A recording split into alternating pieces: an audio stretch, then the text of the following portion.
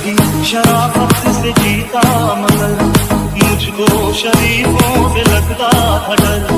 सबको पता था मैं कमजोर हूँ, मैं इसलिए आज कुछ और हूँ, कुछ और हूँ, कुछ और हूँ। नायक नहीं खलनायक हूँ मैं, नायक नहीं।